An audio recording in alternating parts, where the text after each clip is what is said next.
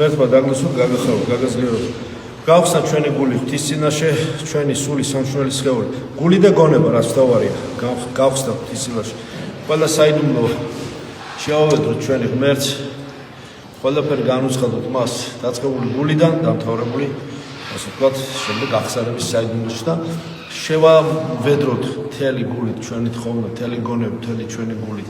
გავხსნათ ღვთის წინაშე და უბრალოდ ეს მადლი, ღვთის მადლი ჩამოიღვრება და განამართლებს გასმის ყოველგვარ უძურებას ჩვენსას. დამდაბლება ამისათვის საჭირო თავის.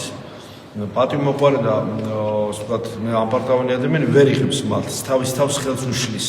ამიტომ მეტად გახსენე შენი გული და დაიმდაბლე და გონება და გული დაიმდაბლე შენი თავი ღვთის წინაშე. აზრით, სიტყვით და საქმით.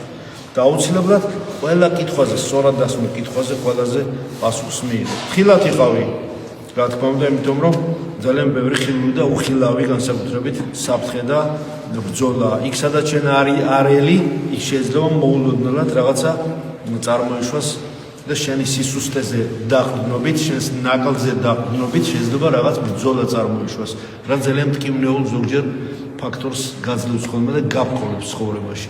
გადგენს გულს, გადგენს, ასე ვთქვათ, სულს, ბზარს შემოიტანს და პატარა წაბორძიგება შემდეგ დიდ დაცემად შეიძლება გადაიზარდოს. ესე რომ არ მოხდეს, ამიტომ ფრთხილად უნდა იყოს.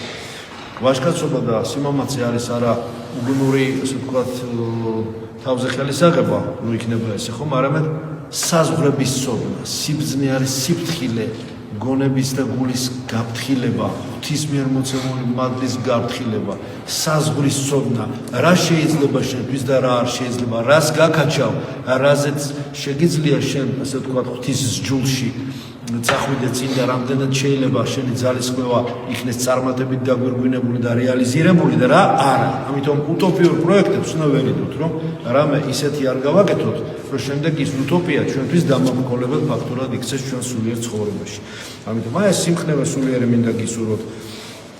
მინდა ასევე გითხრათ, რომ ბევრი ვიაზროთ, ბევრი ვიფიქროთ ღვთის განგებულებისა და ღვთის საიდუმლოების შესახებ.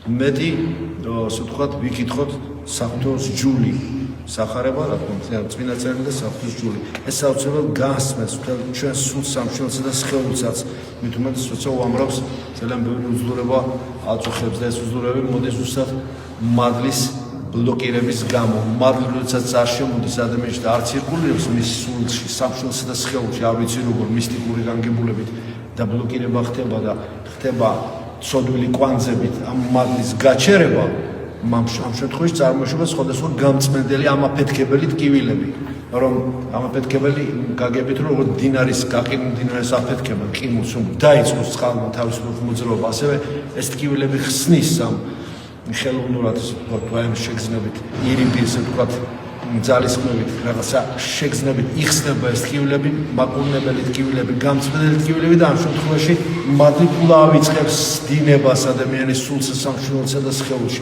ეს ხელოვნურად რომ არ მოხდეს, ბუნებრივად შეუწყოთ ამას ჩვენ ხელი, რომ იდინოს ამ მადლმა ჩვენს სულში, ჩვენს ცხოვრებაში, შემოვიდეს ჩვენში და ასევე რაც საჭიროა გავა ჩვენგან, რომ ბევრ მადლს გავსცემოთ ჩვენც. უნდა გასცეთ მადლი, კი უნდა გადავყაროთ, არ დავუყაროთ მარგალიტები და ასე შემდეგ ის. გასცეთ მადლი ისე გონივრულად და ბრძნულად გასცემ რა მადლს აუცილებლად მისასვლელი მივა, თუ არ მივა და დაგიბრუნდება გაათმაგებული, არ დაეკარგება ეს მადლი. მაგრამ გადაყრა და შეჩეჩება და ზურგზე მოკიდება არავისი არ არის საჭირო და არავისთვის არ არის საჭირო მადლის მიჩეჩება. თუ ითხოვს საზომისეები და პროპორციულად მისი ცნობიერებისა, მიეცი გააღე, მიეცი და განიხე და მიეცი რჩება ბიძგი დახმარება ესერულ ადამიანს სტიმული მისცე თვით სტიმულაციისა, რომ მან ღვთის დიდებით, ღვთის მადლობით ის თვით გადარჩენა აღასრულოს, რომელიც უფალმა გლობალური გადარჩენით და გლობალური გამოხსნით სოტეროლოგიური დოგმატი გავიხსენოთ, ამ დიდი გამოხსნის განგებულებით აღასრულა ჩვენს სოფთა სამყაროში და ჩვენს ამ გამოხსნას დავეთანხმოთ აზრით, სიტყვით და საქმით.